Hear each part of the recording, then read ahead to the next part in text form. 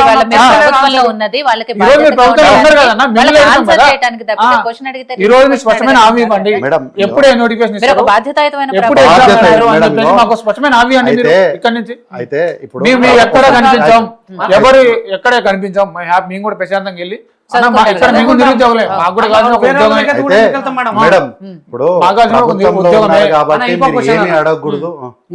ఏ పుస్తకాలు అనేటువంటి ప్రామాణికం అనేటువంటి చెప్పాలి మేడం.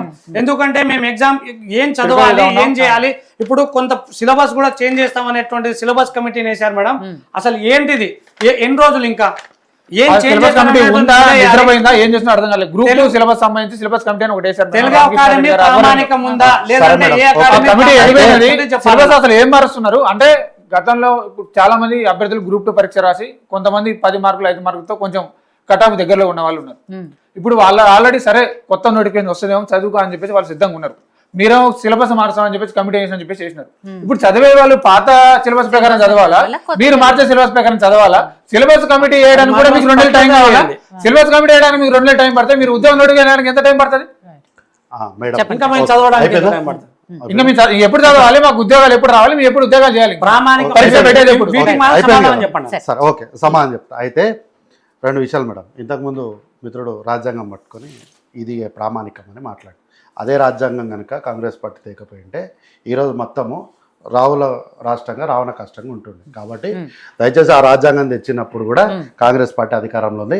ఆ క్రెడిట్ కూడా మళ్ళీ కాంగ్రెస్ పార్టీకి వస్తుంది. అయితే ఇంతకు మిత్రులు మాట్లాడుకుంటూ కాంగ్రెస్ పార్టీ వేసిన జాబ్ క్యాలెండర్ బోగస్, దీన్ని మేము నమ్మము, ఇది టీజీపీఎస్ వేయాలని అన్నారు. అయితే ఇది నేను తీసుకొచ్చింది ఏం కాదు, ఇది పేపర్ వాళ్ళ దగ్గరికి వెళ్ళి తెచ్చుకున్నాను నేను కూడా. ఇప్పుడు ఇవన్నీ కూడా వాళ్ళు రాసినాయే.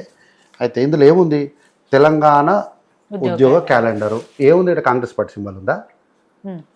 కాంగ్రెస్ పార్టీ సింబల్ ఉందా? ప్రభుత్వమే కదా. తర్వాత ఇగో రిక్రూట్మెంట్ అన్ని దానిపైన ఒక సింబల్ ఉందా? సింబల్ ఎవరు? Government of Telangana. ఏ ఒక్కరి గవర్నమెంట్ ఆఫ్ తెలంగాణ. ప్రియాంక గాంధీ గారు ఒక్క నిమిషం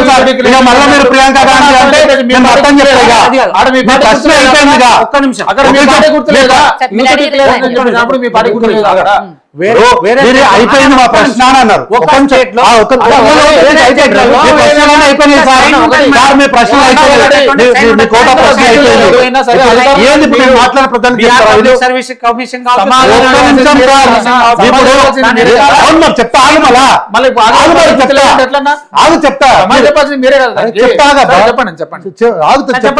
మీరు అన్న ప్రశ్నకే చెప్తున్నా నేను. దీనిపైన Telangana Pradesh Congress committee, Indian national Congress అని ఉంటే చెప్పండి, నేను చర్చగా లేచిపోతా, మళ్ళీ ఎప్పుడు చర్చలో కూర్చోను. ఇది ఇచ్చింది గవర్నమెంట్ ఆఫ్ తెలంగాణ.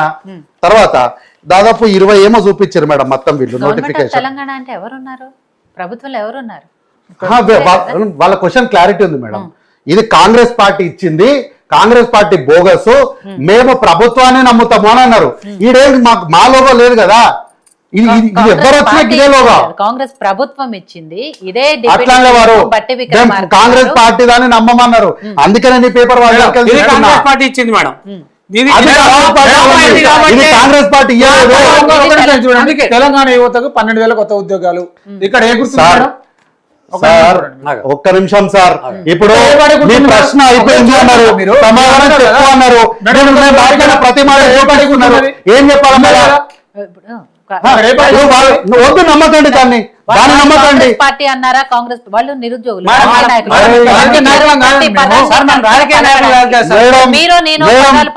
వాళ్ళు స్కాలర్లు మేడం, వాళ్ళు మాటలు ఎక్కువ చదువుకున్న వాళ్ళు.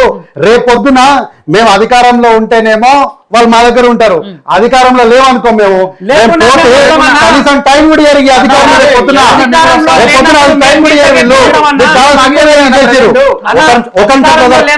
ప్రశ్నలన్నీ కంప్లీట్ చేసినాకనే మొదలు లేదని మీ ప్రశ్నలు అన్నాడు కానీ నేను చెప్తా.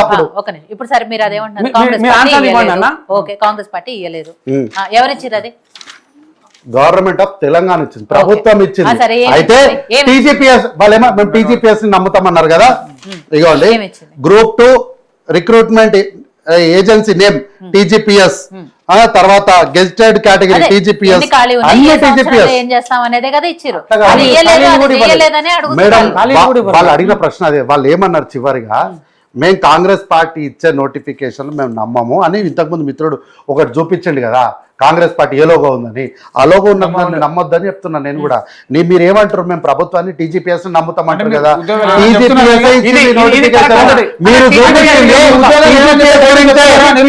చూపించింది టీజీపీఎస్ పేపరే, మీరు తెచ్చిన పేపర్ చూపిస్తున్నా నేను సొంతంగా చూపిస్తాను.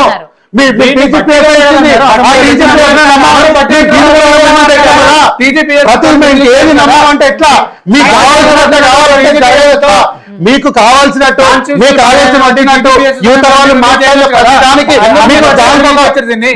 ఎందుకు పట్టారు నేను మాట్లాడిన తర్వాతనే వీళ్ళ ఆలోచన వీళ్ళ వాదన, నేను మాట్లాడిన ప్రతిసారి వీళ్ళ వాదన మారిపోయింది. మీ ఆలోచన వచ్చిన పొద్దున్న లేదు ఎట్లా కావాలనుకుంటే అట్లా పార్టీలో ఇచ్చినా ఏ ప్రెస్ నోట్ ఇచ్చినా ఖచ్చితంగా టీజీపీఎస్సీ యొక్క సైన్ ఉంటుంది మేడం. దీని మీద ఏ సైన్ ఉందో చూపించండి అన్న మేడం. దాని మీద టీజీపీఎస్సీ అని మీరు దీనిపై మరి సైన్ లేదు కదా, దీన్ని ఎందుకు పట్టుకొచ్చారు మీరు?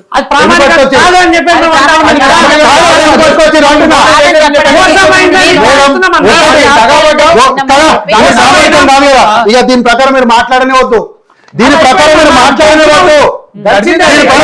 రావాలన్నారు కదా, ఈ సంతకం లేని కాగితాన్ని తీసుకొచ్చి మీరు చర్చ మొదట్లో ఇగో ఈడ ఉంది, ఈడ ఇచ్చిండ్రు, ఇట్లా ఇచ్చినా మీరు చూపెట్టలేదా? TCR ని మీరు చర్చ మొదట్లో చూపెట్టమని చెప్పండి.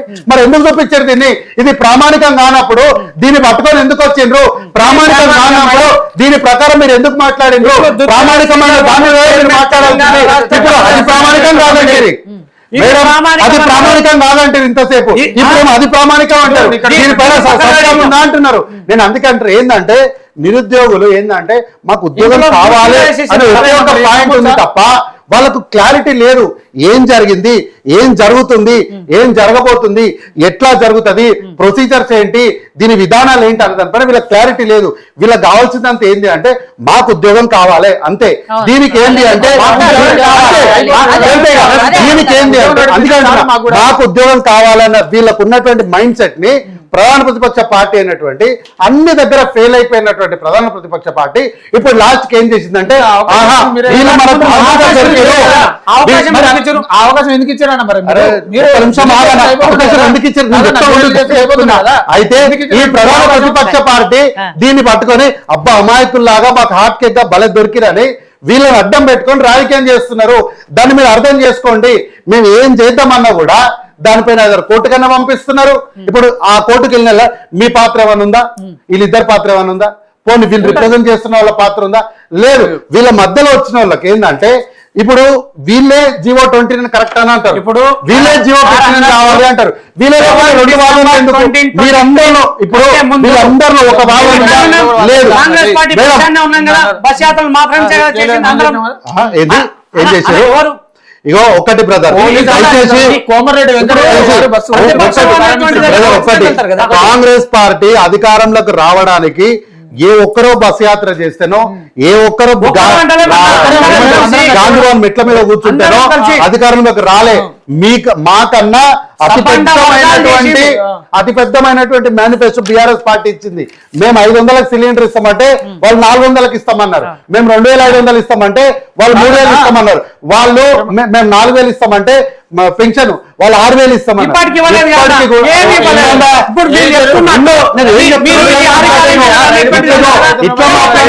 బీఆర్ఎస్ పార్టీ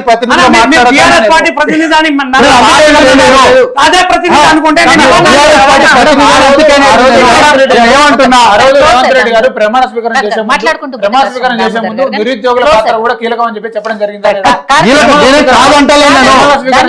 నేనే కాదనలేదు.